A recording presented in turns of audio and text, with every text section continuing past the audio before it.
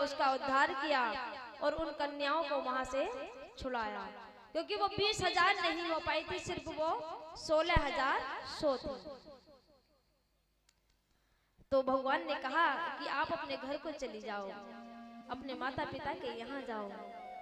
तो उन कन्याओं ने हाथ जोड़कर कहा, हे प्रभु, हम इतने दिन अपने घर परिवार से अलग रहे हैं, कोई हमें समाज में इज्जत नहीं देगा, जिस नजर से बेटी को देखते हैं उस नजर से कोई नहीं देखेगा।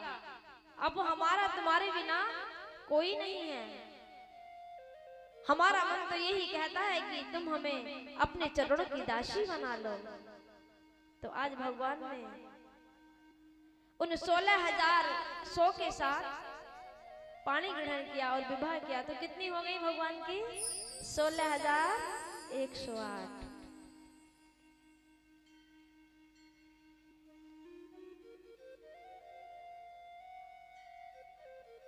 सुखदेव बाबा कहते हैं कि भगवान कृष्ण के विवाह ऐसे हुए।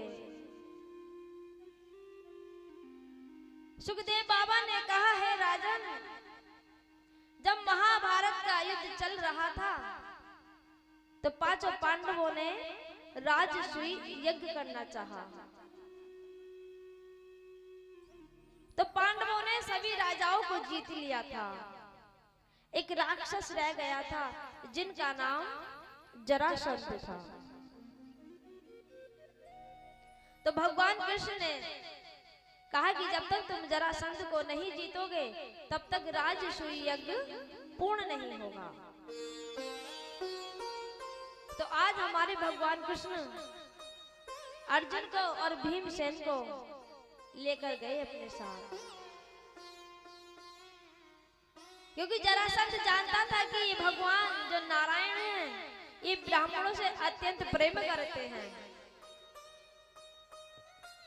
और उन्होंने ब्राह्मणों को बंदी बना रखा था जरासंध ने। तो तीनों अपना रूप बदल कर गए। तो भगवान कहने लगे, जैसे ही जरासंध के दरवाजे पर गए, कहा कि हमने सुना है कि आप बहुत दानी हो, दान करते हो, और आज हम दान लेने आए हैं। तो जरासंध ने कहा कि मांगो, क्या इच्छा है तुम्हारी? तो कहने लगे कि हमसे युद्ध करो। तो भगवान कृष्ण की तो एक ही पहचान है कि वो मुस्कुरा जाते हैं। तो जरासंध ने सोचा कि आवाज तो जानी पहचानी सी लग रही है, तुम कौन हो? तो भगवान कृष्ण ने कहा, अरे भाई, तुम्हारे यहाँ अनेक सेवक आते हैं दान लेने, क्या पता हम भी पहले कभी आए हो। तो जरासंध समझ गया अब तो बिल्कुल नहीं है, अब तो तुम कोई ऐसा लगता है कि पुराने हो, तुम हमसे मिले हुए हो। तो कन्हैया ने कहा कि चिंता मत करो, हम तुम्हारे पुराने दुश्मन हैं, कृष्ण कन्हैया जो रण छोड़कर भाग गए थे। जरासंध ने सोचा ये तो मारे गए थे। कहने लगे ये कौन है? कहने लगे ये भीमसेन है और ये अर्जुन है। तो जरासंध ने कहा, बड़ा छलिया हो तुम, अपने भक्तों के लिए तुम कुछ भी कर सकते हो। तो जरासंध ने कहा कि देखो, हम तुमसे तो युद्ध नहीं करेंगे, क्योंकि तुम तो रण छोड़कर भाग जाते हो। कथा ध्यान से सुनो कि हम आपसे तो युद्ध नहीं करेंगे क्योंकि तुम रण छोड़ के भाग जाते हो, और अर्जुन से युद्ध इसलिए नहीं करेंगे क्योंकि बेचारा कमजोर है।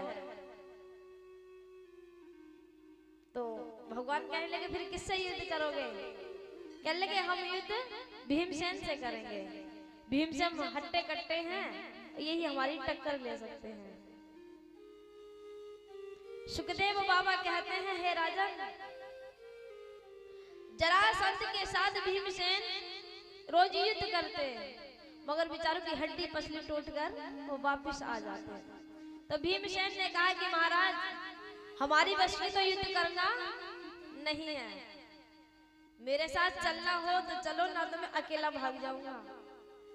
तो भगवान कृष्ण कहने लगे लाला अब हम भी क्या कर सकते हैं इसमें, जरासंध ने आप क्यों चुना है, अब तो आपको युद्ध करना पड़ेगा। कहने लगे भैया हमारी बस की बात नहीं है, हड्डी पसली हुआ नहीं।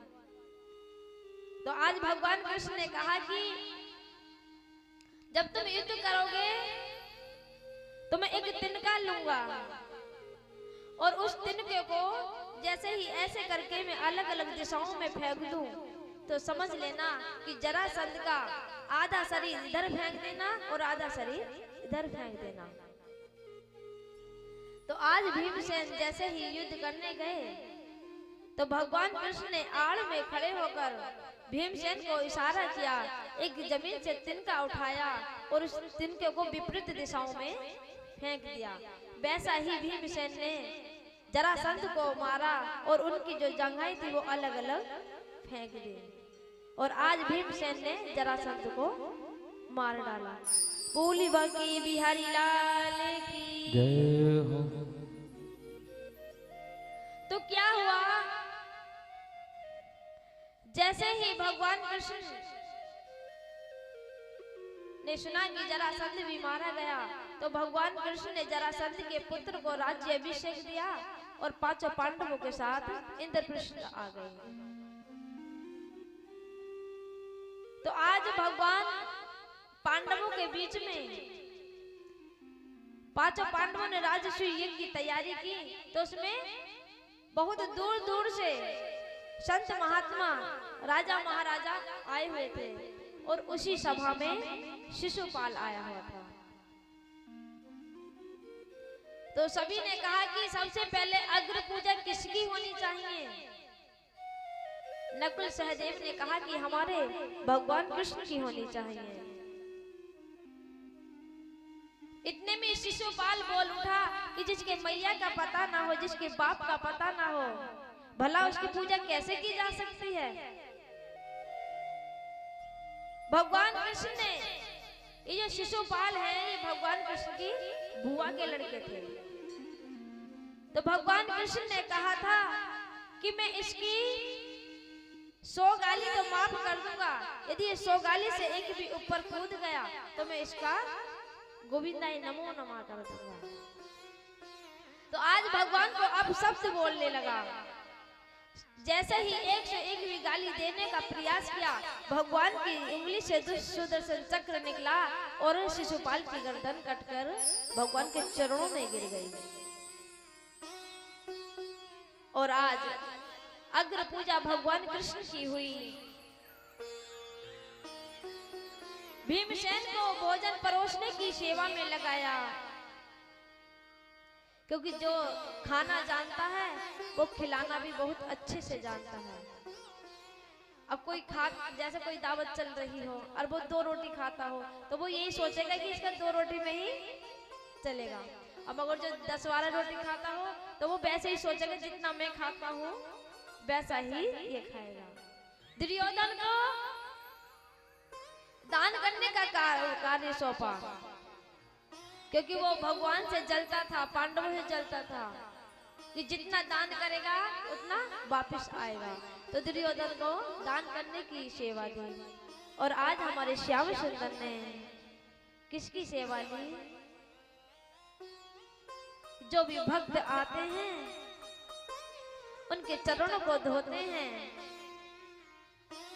और उनके चरणों को पूछकर उनका स्वागत करते हैं। बोलना पड़ेगा,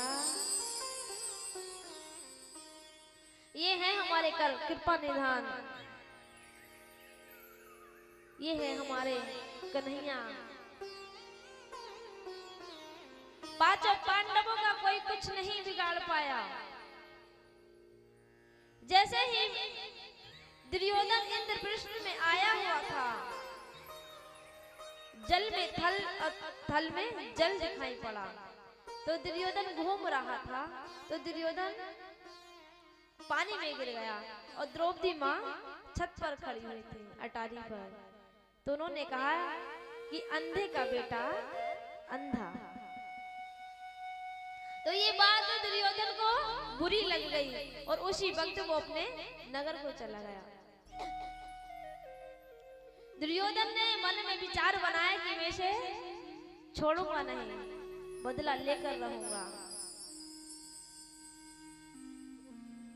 तो आज धृतराष्ट्र से आज्ञा ली कि मैं जुआ खेलना चाहता हूँ। और धृतराष्ट्र इतना अंधा हो गया था पुत्र मोह में कि वो ना धर्म को समझ पा रहा था ना अधर्म को समझ पा रहा था। जिन जिन के घरों में साले साहब की चलती है उनका घर कभी उद्धार नहीं हो सकता। महाभारत देखता जागता प्रमाण है। शकुनी मामा ने 100 के 100 भांजे मरवा दिए। जिनके घरों में आजकल मैया बाप को कौन पूछे, साले साहब को बुलाते हैं, उनकी सलाह लेते हैं कि ये काम कैसे करना चाहिए। मैया बाप को तो बाहर फेंक देते हैं निकाल के, शादी हुई नहीं और भैया तुम बाहर खाट पे पड़ जाओ। चार दिन की शादी होके आती है। जिन घरों में 5-5 बेटी जन्म लेकर पलकर बड़ी होकर अपने ससुराल चली जाती हैं, उसी घर में 2 बहू आती हैं और कहने लगती हैं कि ये जगह कम है, ये जगह कम है। इसलिए जिनके घर में बड़े बूढ़ों का सम्मान नहीं है उनके घर में कभी बरकत नहीं हो सकती।